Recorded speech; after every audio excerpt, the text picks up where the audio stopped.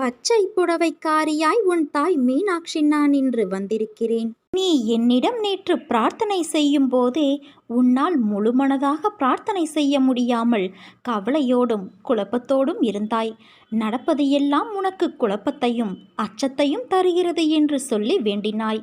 உன் குழப்பங்கள் பிரச்சனைகளை இன்று நான் தீர்த்து வைக்கிறேன். நேர்மறை எண்ணத்தோடு உன் வாழ்வில் நீ விரும்பிய மாற்றத்தை பற்றி மகிழ்ச்சியாக சிந்தனை செய். இன்று சில மாற்றங்கள் நீ நடப்பதை காண்பாய். நம்பிக்கையை கைவிடாதே குழந்தையே. உன் மனம் மகிழும் நிகழ்வுகளையெல்லாம் நான் நடக்கச் செய்வேன். வாழ்க்கையில் நினைத்தது கிடைப்பதற்கும் கிடைக்காமல் இருப்பதற்கும் அவரவர் கர்மாதான் காரணம். நிர்ணயிக்கப்பட்ட விஷயங்கள் என்பது நிஜமான உன் வாழ்வில் நடப்பவை. எல்லாவற்றிற்கும் ஏதோ ஒரு காரணம் இருக்கும். அவரவர் துன்பத்திற்கும் இன்பத்திற்கும் எல்லோருடைய மனம்தான் காரணம். என் குழந்தையே, இந்த வாழ்க்கை என்பது யாது என்று உன்னிடம் கேட்டால் நீ என்ன சொல்வாய்? நீ சொல்லும் பதிலில் இருந்துதான் என் லீலையின் அடுத்த பெரும் பங்களிப்பு உன் வாழ்வில் நடைபெறும். அம்மா, வாழ்க்கை என்றால் ஒரு பிறப்பின் நோக்கமறிந்து வாழ்வதற்கும் ஆன்மா என்ற உருவமற்ற உணர்வுகளுக்கு மதிப்பளித்து அதை நடைமுறையில் செலுத்தி அதற்கான முக்கியத்துவம் கொடுத்து அதை நிறைவு செய்வதில்தான் வாழ்க்கை என்ற சொல்லுக்கும் அர்த்தமும் அதன் பயனும். இந்த பதில் உன்னிடத்தில் வருகிறதா என்பதை முதலில் கேட்டுப்பார். இந்த வாழ்க்கை என்பது அன்பு, பாசம், விசுவாசம், நம்பிக்கை, பக்தி என்ற உணர்வுகளால் நிறைந்தவை. ஒருவருக்கு இதை நம்மால் வழங்க முடியவில்லை என்றால் உன் பிறப்பின் முக்கியத்துவம் அறிந்தும் கோபம், வெறுப்பு, பகைமை என்ற வேண்டாத உணர்வுகளால் உன் ஆன்மாவைப் போல மற்றொரு ஆன்மாவிற்கு தெரிந்தும் இந்த வழியை கொடுக்கிறாயே. அதனால் உன்னுள் இருக்கும் நல்லது அடியில் போய் தேங்கிக் கொள்கிறது. நான் மட்டுமா இதை செய்கின்றேன்? மற்றவரும் என்னிடத்தில் எதிர்மறை உணர்வுகளை காண்பிக்கின்றார்கள். மற்றவரும் என்றால் யார் அவர்கள் உனக்கு? உன் ஆன்மா இல்லை அவர்கள். முதலில் உன் ஆன்மாவிற்கான பங்களிப்பை கொடுத்து அதை மதிக்க கற்றுக்கொள். பிறகு மற்ற ஆன்மா என்ன செய்கிறார்கள் என்ற யோசனையை செய்.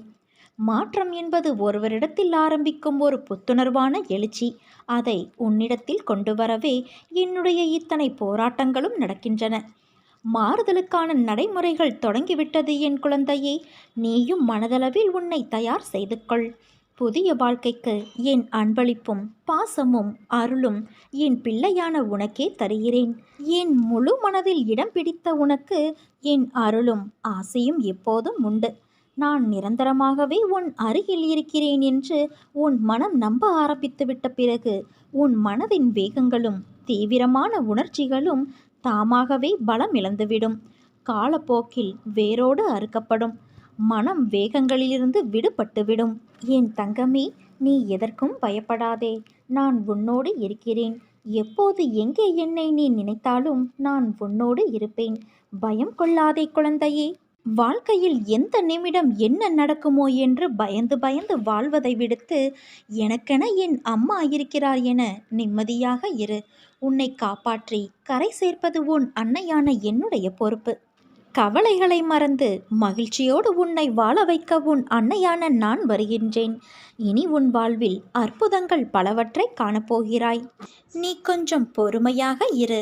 நான் எனது அதிசயத்தை நிகழ்த்துவேன். அனைத்தையும் உனக்கு ஜெயமாக்குவேன் என் குழந்தையே.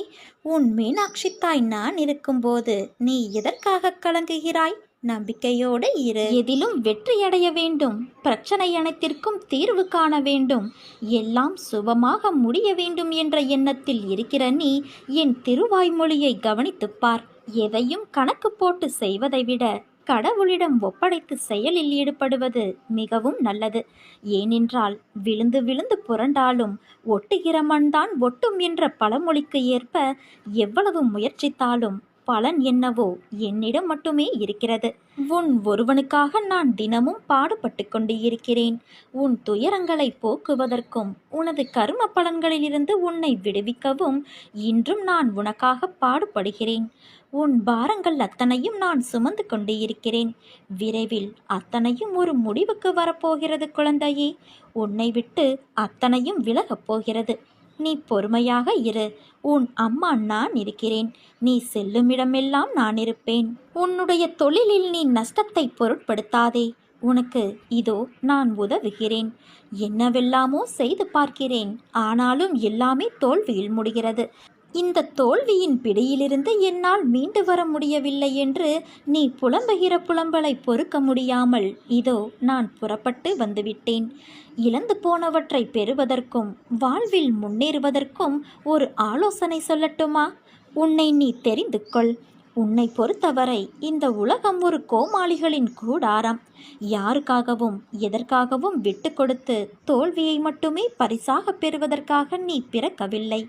எல்லாவற்றையுமே ஜெயிக்க பிறந்திருக்கின்றாய்.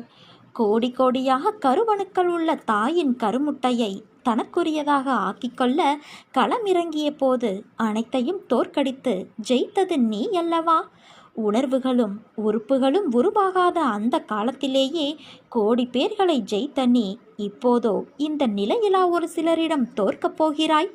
நிச்சயமாக தோற்க மாட்டாய் என்பதை தெரிந்து கொள். நீ கோழை அல்ல, துரத்தும் வறுமையை ஒப்புக்கொள்வதற்கு. நீ பிறவியிலேயே மாவீரன். உனக்குள் நான் உன்னை வழி நடத்தப் போகிறேன். அப்படி இருக்க தோல்வி என்பது இனி உனக்கேது?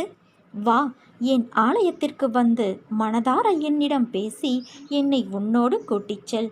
உனக்காக உன் அன்னையான நான் காத்திருக்கின்றேன்.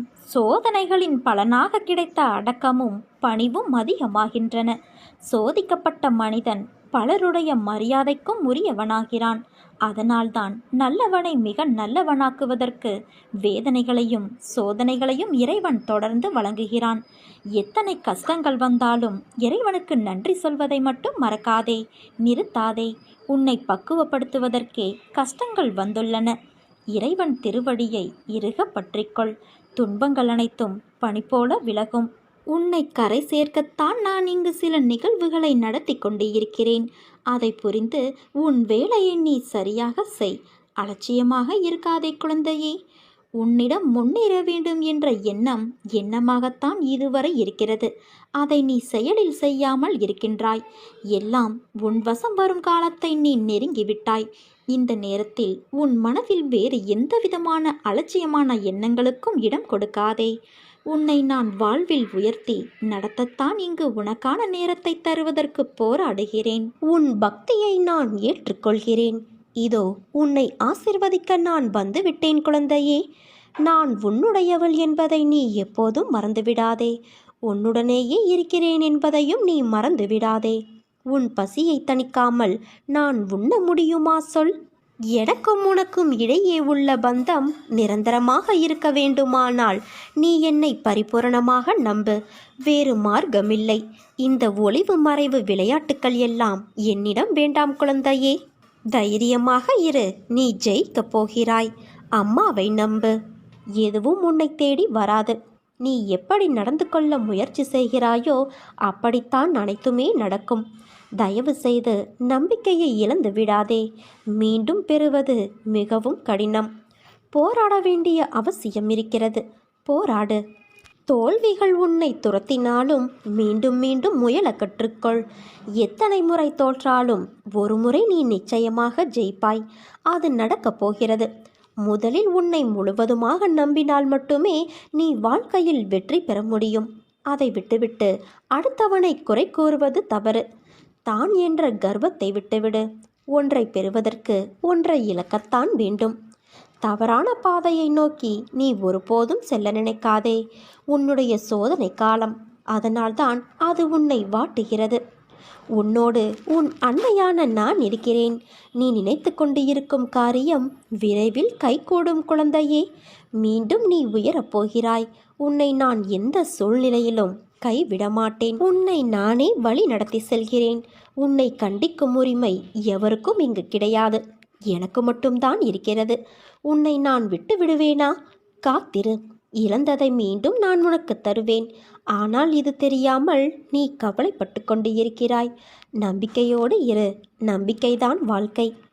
நீ ஏன் எல்லாவற்றையும் உன் தலையில் வைத்து கொண்டு இருக்கிறாய்? ஏன் உன் அன்னையான நான் உன் வலிகளை தாங்க மாட்டேனா? நீ அழும்போது என் மனம் துடிக்கின்ற துடிப்பை என்னால் எந்த வார்த்தைகளில் உன்னிடம் கூறுவது என்று தெரியவில்லை. உன் மனவலி, உன் உடம்பில் ஏற்படும் வலி என அனைத்து வலியையும் நீ என் பெயர் சொல்லி என்னால் அதை தாங்க முடியாது, எனக்கும் அதற்கான பலத்தை தாருங்கள் அம்மா என கேட்கிறாய். உன் வலியை நான் தாங்க மாட்டேனா? உன் கண்ணீரை காணும்போது அதுதான் எனக்கு வலியை ஏற்படுத்துகிறது. உங்கள் பெயர் சொல்லி என்னால் எப்படிப்பட்ட கஷ்டம் தரும் சூழ்நிலைகளையும் தாண்ட முடியும் என்று கூறும்போது நான் உனக்கு எப்படி உதவி செய்யாமல் இருப்பேன்? வலி தாங்காமல் சில நேரம் நீ கதறும்போது என்மேல் கோபம் கொண்டாலும் அது உன் மனதிலிருந்து வருவதல்ல. அதன் பிறகு என்னை மன்னித்து விடுங்கள் என்று கேட்டு நீ என் முன் நிற்கும்போது என் மனம் உன்னை எண்ணி கலங்குகிறது. என் பிள்ளையை இப்படி விதியால் படும் அவஸ்தைகள் என் முன் இப்படி நிற்க வைக்கிறதே என்று. நீ துவண்டு போக மாட்டாய். என்ன கஷ்டம் வந்தாலும் நிமிர்ந்து பறந்து வானமாய் மேலோங்கி நிற்பாய். என்னை தியானிப்பவர்களுக்கும் என்னுடைய பெயரை உச்சரிப்பவர்களுக்கும் எனது பெயரை போற்றி பாடுபவர்களுக்கும் நான் வழி காட்டுவேன். தொடர்ந்து பயணிப்பதற்கான உந்து சக்தியை அவர்களுக்கு நான் வழங்குவேன். உன்னை முழுமையாக பயன்படுத்தி உனக்கு அமைதியும் ஆனந்தமும் கிடைக்க செய்வேன். என்னை நீ எண்ணிய மறுகணமே நான் உன்னோடு இருப்பேன். நன்மைகள் என்பது காற்று போல. நாம் ஒருவருக்கு நன்மை செய்தால் அது நிறைய பேருடைய வாழ்க்கைக்கு விடிவெள்ளியாய் இருக்கும். அது தரும் மன நிம்மதியும் நிறைவும் தான் நிரந்தரம். இதை புரிந்து கொள். நீ நம்பிக்கையோடு இரு, நல்லதே நடக்கும். உன் தாய் மீனாட்சி நான் இருக்க கவலை எதற்கு உனக்கு?